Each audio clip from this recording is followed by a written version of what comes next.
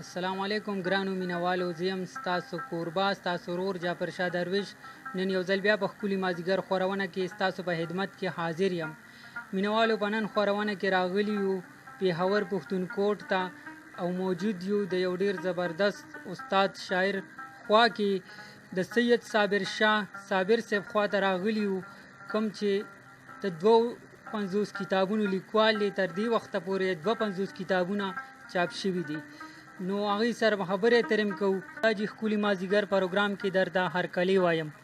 الله دې عزتمن کا درویش صاحب، ته راته په ښکلي مازدیګر پروګرام کې هرکلی وي او زه درته پښتونکوټ ته په راتلو هرکلی وي. استاد جي دا راته ووایه چې د پښتو کوم یو صنف مو ډېر خوښ دی او تر دې وخته پورې تاسو په کوم یو صنف کې ډېر کار کړی دی؟ پښتو مې ټوله خوښه ده. پښتو زما د مور ژبه ده، پښتو زما د کور ډیوډۍ جارګي او نغري ژبه ده. او د پښتو هر صنف کې چې څوک څه کار کوي، که هغه شاعري ده که نثر دی، نو زه د هغه قدر کوم، هغه ته د عزت او احترام او درناوي په نظر ګورم. زه په خپله رښتیا خبره درته کومه چې زما کوم شهرت شوی دی یا کالم نګارۍ کې شوی دی یا په سفرنامه کې شوی دی. زه چې ویم سفرنامې خوا که د پښتو وي که د بلې ژبې وي، ماله ډېر خوند راکوي او زه دا رنګ ډېر کم په شپو شپو دې سفرنامې صنف ته شوګیره پاتې کېږم. زه یم چې په یو شفټ کې ختم کړم. نو زما د پښتو ادبي کالم نګاري او یا سفرنامه نګاري او رپورتاج نګاري ډېره خوښه ده. استاد جي دا راته وایه، آیا تاسو د نوي نسل د کار نه مطمئن یې او که نه؟ نوی نسل پښتو مخکې ډېره کمه وه، چې څه حقایق بیا به وایو. پښتو ډېره کمه وه، ډېره کمزورې وه. په یو کلي کې به یو شاعر و او زیات نه زیات ولسي شاعران پکې زیات وو. زه رښتیا خبر ته کوم چې نوي نسل نه ډېر مطمئن یم. د نوي نسل کې ښه شاعران مخې ته راغل، ښه نثرنګاران مخې ته راغل. اگر چې ځینې ډېر بې ادبه غوندې خلک هم پکې راغل چې خپل مشران نه یادوي نه دادی. که په فیسبوک یو غزل دوه شعر کې هغه وایي بس زه یو ځای ته ورسېدم. خو دارنګ خلک هم پکې راغل چې هغوی صرف ښه شاعران ادیبان نه دي، بلکې هغوی د پښتو دپاره هم څه عملي کول کار کول غواړي. نو نوی نسل هم مخکې روان دی او زه په دې خبره ډېر خوشحاله یم چې پښتو ژبه هم ډېره مخکې روانه ده، ځکه چې پښتو د فیسبوک ژبه شوله، پښتو د دنیا د چینلونو ژبه شو. د ټول نه خبره دا ده چې پښتو ته د ټول نه زیاته وده پرتګ او ترقي ورکړه. هغه زموږ د اسلامي کتاب فضایل اعمال ورکړه. که په یو کلي کې 10 جومات وي، نو هغې کې به خامخا د مازدیګر تعلیم په پښتو کې فضایل اعمال نه کېږي. هر نوی تبلیغي حضرات زلمې غواړي چې زه پښتو زده کړم او ښه تعلیم وکړم. نو پښتو د مدرسو ژبه ده، پښتو د فضایل اعمال او د دنیا د چینلونو ژبه ده. او دا ژبه د 6 کروڑو بچو مور ده. دا به خامخا ترقي کوي او انشاءالله یو ځل به دا د دې خاورې د نصاب او کتاب د دلبر او سرکار ژبه ګرځي. استاد جي ستاسو د پښتو د ډرامو او فلمونو په هکله څه خیالات دي؟ د پښتو په ډرامو او فلمونو ما یو وخت ډېر لوی کار کړی. د پښتو فلم تاریخ مې لیکلی. د پښتو په ریډیایي ډرامو ما ډېر کار کړی دی. په سمندر خان سمندر چې د ریډیایي ډرامې بابا ورته هم وایي، ما په هغه غوندې یو کتاب لیکلی دی. یو دور د دې ډېر زرین او زرزرین دور چلی دی. اگر چې زموږ د کلتور مطابق خو هغه فلمونه هم نه و، ډرامې نه یادوم، ډرامې ښه وي، خو بیا هم هغې کې شاعري ډېره ښه وه. د حمزه صاحب، مراد صاحب، سردار خان فنا غوندې شاعرانو ورته شاعري کړې وه.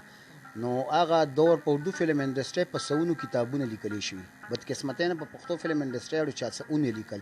الان کې دې فلمونو کې په سوونو نه په زرګونو ښې سندرې او غزلې د ښه شاعرۍ هم خوندي دي په کار چې دا ټولې راټولې شي نو د پښتو هغه دور فلم انډسټري ډېره ښه روانه وه اوس فلمونه ما نه دي کتلي د ما د واده 40 کاله کېږي په دې 40 کالو کې ما فلم خو نه دی کتلی خو دومره ده چې دومره خبرېږم په دې اخبارونو کې چې دا کوم تصویرونه ګورم یا په فیسبوک کې څه راځي چې د پښتو لاهور فلم انډسټري کې اوس تقریبا پښتانه ختم شول دا زموږ بدقسمتي ده چې د واک واګم د راویخېلو په لاس کې دي استاد یا ستاسو 52 کتابونه چاپ شوي دي مخکې ستاسو څه کتاب راتلو په هکله څه خیالات چل دی درویش صاحب چې زما د ژوند تر حده او تر اخیری سرحد او بلکې تر لحده پورې زما د ژوند سفر پښتو سره تړلی دی زه به پښتو له کار کوم ما پښتو له څه نه دي ورکړي ما له پښتو ډېر عزت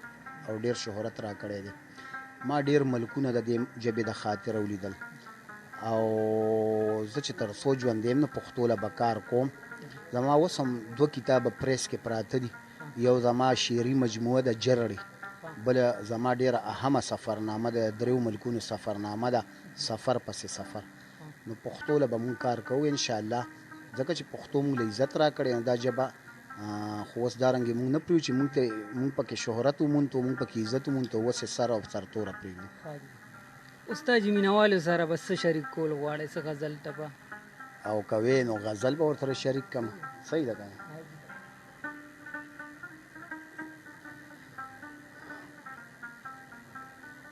راوړې مې په سترګو کې لمبې وي نیمه شپه وه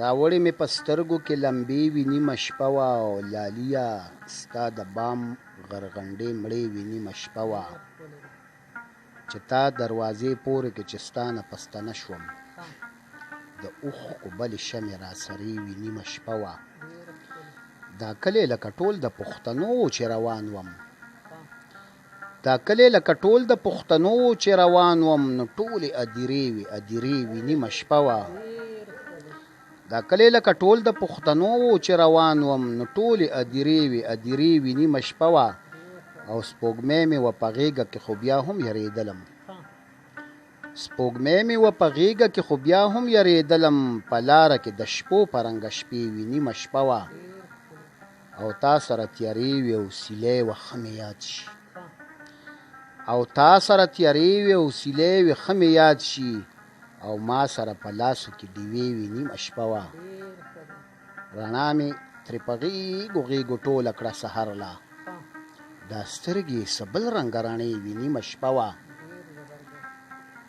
مودې پس وم راغلی مسافر وم او واپس شوم مودې پس وم راغلی مسافر وم او واپس شوم ما ټول کلی و بدل پورې حجرې وي نیمه شپه وه ټول کلی و بدل پورې حجرې وي نیمه شپه وه او دا اوښکې وي چې ستا مغروره خپو ته څڅېدلې دا شعر واورئ دا اوښکې وي چې ستا مغروره خپو ته څڅېدلې جرګې وي او جرګې وي او جرګې وي نیمه شپه وه صابره د صحرا سپوږمۍ هم تا ته کړه خدای شومه صابره د صحرا سپوږمۍ هم تا ته کړه خدای شومه او که شګې په سترګو کې پرتې وي نیمه شپه وه ډېر ښه ډېر ښکلی استاد جي په آخر کې مینوالو ته څه میسج څه پیغام ورکول غواړئ ما هر چاته هم دا یو خبره کوم که په سوونو انټرویوګانې زما شوي نو زما یو پیغام بلکې پیغام نه خواست وي او خواست مې دا چې پښتو زموږ د مور او کور ژبه ده او دا ژبه بس دی ډېره وتزنېده مونږ ډېره لاندې بوتله مونږ نه وویله نه م ولیکله نه م وقدروله نه م ونازوله نو زه تاسو ته خواست کوم تاسو ته منت کوم چې پښتو به لیکو پښتو به کوو پښتو به وایو او پښتو سره به مخکې ځو دې ژبې سره چې چا پښتو کا دا ژبه به ورسره یو ځل خامخا پښتو کا استاد جي د وخت راکولو یو نړۍ مننه ستا مې عزت وساتي ستا هم مننه کوم تا سره د راغلو د شاسوار سکونه او امجد علي خوږ صاحب او د دې ټولو ملګرو مننه کوم کوم چې د دې کیمرې په شا دي الله دې ستاسو ټول عزت وساتي په دې سره زه جعفر شاه درویش سره د خپلو ملګرو او سره د کیمرمین شاه سوار باچا سره ستاسو نه اجازت غواړم. ها د وباد بریالي اوسئ. د الله په امان.